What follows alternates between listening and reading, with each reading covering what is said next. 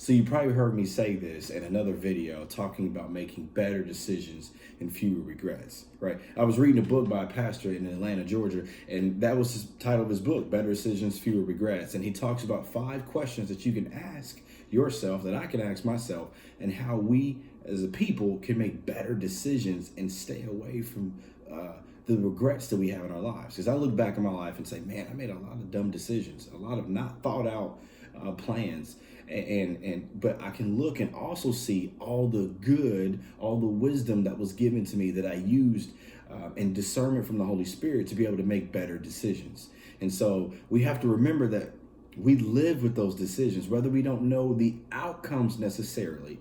We can remember the decisions that we've made, and we can see the impact, the influence that just circled and surrounded other people, or whether we see it or not, maybe 5, 10 people down the road or in the next year are affected by the decisions that we've made. So I believe we need to be wise about all the choices that we choose to embark on. And his book was about that. I'm a total believer in that. But I was flipping through the scriptures and I ran across Proverbs. And just to give you a little info, there was a man by the name of Solomon.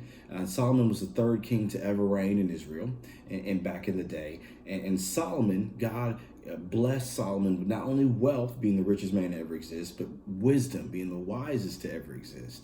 And so Solomon was able to discern. Solomon was able to rule with authority. Solomon was able to use his kingship to glorify God. Solomon stayed in obedience. Now, because we're in a broken world, Solomon eventually fell, and hopefully, as I kind of put to the scriptures, he learned from the lessons that the things that he did. And so as we're looking at Proverbs, which is just a bunch of wise sayings that we can use to help our lives, he writes this one verse in particular I want to point out, and it's in Proverbs 27, verse 12. It says this: a prudent person foresees danger and takes precautions. The simpleton goes blindly on and suffers the consequences. I'm gonna read that one more time because that's incredible. He says, a prudent person foresees danger and takes precautions. The simpleton goes blindly on and suffers the consequences. Now, here's the crazy thing. We get this. We understand this. But let me flesh this out to make sure that you can take these golden nuggets that Solomon is giving you, that the Holy Spirit is giving you, is giving me, to be able to better our lives and change the influence around us, that we can glorify God and love people better. And this is what he's saying. He says again, a prudent person, right? A wise person, a person who pays attention, a person who takes notes, a person who listens to their mentors, a person who is in the scriptures, right? A wise person who learns from their experiences time and time again, because you don't want to be that person that, either God tests you or you make a choice, and either way, you epically fail. It's like, oh, okay, well, all right, let's instead of this taking this L, let's take this lesson instead. But you don't be that person that takes the L and then you do it again, and it's like you should have learned the first time, but since you didn't, now it's going to be even harder, and there'll be more to cost. I'm gonna come back to that point. But he says a wise person, right? Prudent person, a wise person foresees danger and takes precautions.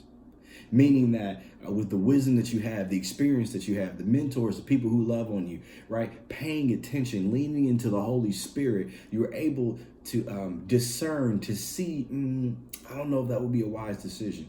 I don't know if I should say that. I don't know if I should go do that. I don't know if I should spend money on that. I don't know if I should invest in that. I don't know if that's the right school for me. I don't know if I'm settling, that's the right person for me, right? There's many things that we can put in this box, in this category. But Solomon would argue, hey, a wise person can foresee this danger.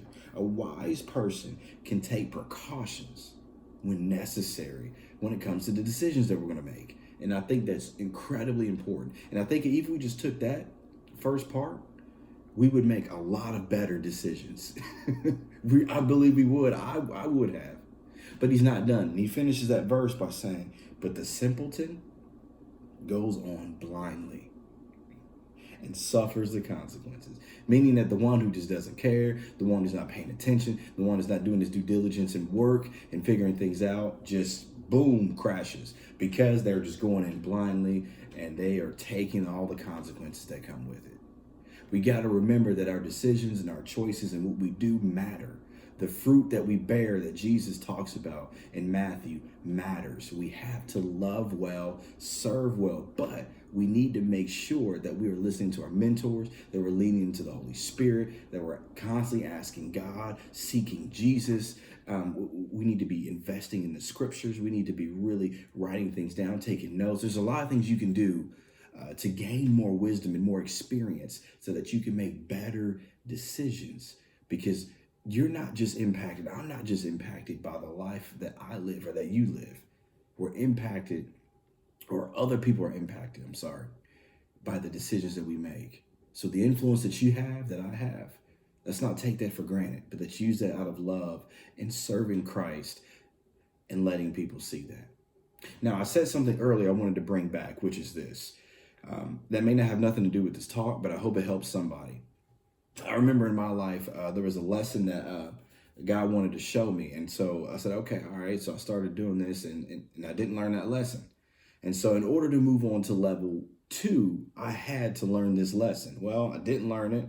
And then when it was time to move up to level 2, I should have learned that lesson by then. Well, guess what happened? Because I didn't learn it, I had to retake the test. And here's the thing about life, at least for me, because of that moment of retaking, it had to come at a cost. That means more had to be lost for me to learn what I should have learned at level 1, but I was already at level 2. And then it happened again. I didn't learn it again. And it happened a third time. Oh, I tell you what, I lost a lot that third time because I should have learned it at level 1. What I'm saying is, with this text, very important. If a prudent person can foresee danger, and you have a simpleton that goes blindly, be the one who's prudent, who's wise, who's shrewd, that can foresee it, because you do not want to retake a test. You do not want to relearn, because, and I mean relearn in this sense, that everything in life comes at a cost, and our decisions come at a cost, because other people and ourselves are affected by it. So we need to remember this. When you learn it at level 1, before you move on, make sure you understand what God has shown you. Because when you get to the next level, you should have learned what you should have learned by then, because it's more of a cost at level 2 to relearn what you should have learned the first time. So continue, friends, to lean into the Holy Spirit and ask God, where do you want God to take you? What do you want God to do in your life? And continue to seek the wisdom of the Holy Spirit.